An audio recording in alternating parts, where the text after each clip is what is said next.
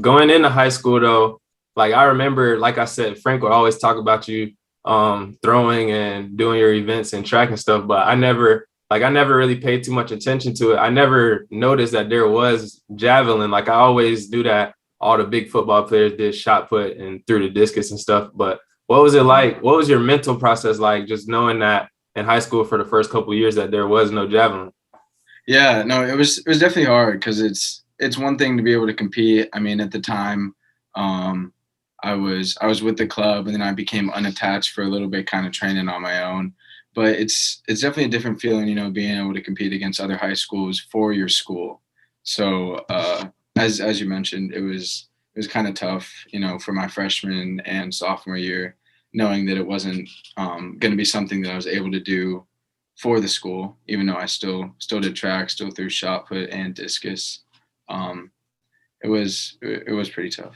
Yeah, I think a lot of people probably want to understand what that's like. I can't put myself in those shoes all the way, but I know last year for our COVID year, we played a shorter season and we practiced for like 70 days, 60 days straight until January before our season. And like after a while, those practices just got so like just draining, like because you're playing against your teammates every day. You're not playing against competition. So I know it's kind of somewhat similar, just training, training, training, staying sharp, but knowing that you aren't able to compete against other high schoolers.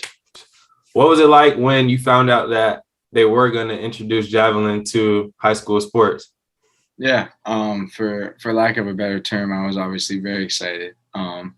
As you mentioned, I've been training here for about 2 years, 2 years of high school, training for this moment to compete for my high school, and I was just ready to compete for Wharton. So my junior year was the year that they brought it back, and they made it a provisional event, as they called it, where they would have it in certain meets if the meet director wanted to host it. And they did end up hosting it in a fair amount of meets, and they ended up bringing it to the state meet, where they again called it the provisional event, and they brought in the top 8 throwers from around the state, regardless of classification, and held this pseudo state meet per se, where it ran at the same time but didn't necessarily count for points towards the team. And I ended up winning that, and that actually helped me get attention from a little more college coaches than I was talking to at the time. It really meant a lot, to be able to win for my school. Definitely. I know just from hearing your story and knowing you, Frank, you guys are competitors for sure. I feel like you probably wanted it to be more like a regular thing, like based on classification. Not, it sounds like it was kind of put to the side Mhm. from what it sounds like. And how do you feel about that? Like, would you rather have it just been more like everything else, every other event or every other sport playing against your own division, or did it really matter to you? Mhm. Yeah, no.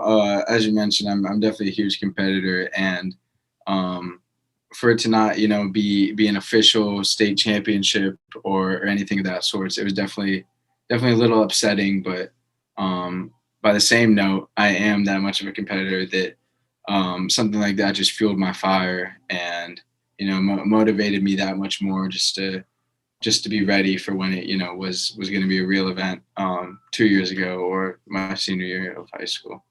Definitely. Like you just said, going into your senior year, it became the real thing, a certified event. What was your senior year like? Yeah, senior year was 2020. It was the infamous COVID year. So going into it, football season was the same. Had a decent football team. Didn't end up making playoffs. And at that time, football ended. It was on to soccer. Played soccer again. Pretty decent team. Didn't make it as far as we maybe hoped for. And at this point, I had already knew that I was going to end up coming to Florida for track. I committed, didn't sign yet, but um, I kind of knew that those sports were done for me in high school, and it was time to really focus on track. And so even before COVID hit, I was training like I never had before, 6 days a week, sometimes seven, lifting 4 or 5 times a week, just preparing for this upcoming season. And then COVID hit, and for like a week or two, it was really upsetting, because I just wouldn't be able to, win that official state championship. I wouldn't be able to defend my title, all these things. It's really easy to look down upon. But I gave myself about a week or two to be sad, and then right after that, I realized I have much bigger things I'm going on to. Like as I mentioned, I was already coming to the University of Florida. I was starting to prepare for the next track season. Basically, I was getting in better shape before I came here in the fall, so I could just keep continuing on that path that I grew. And it was upsetting at first, but I look back on it now, and I tend to say a lot that that time 2020 from like let's say March to August were probably the best years of my life. Definitely, Definitely. definitely motivated me way more than I think anything else could have.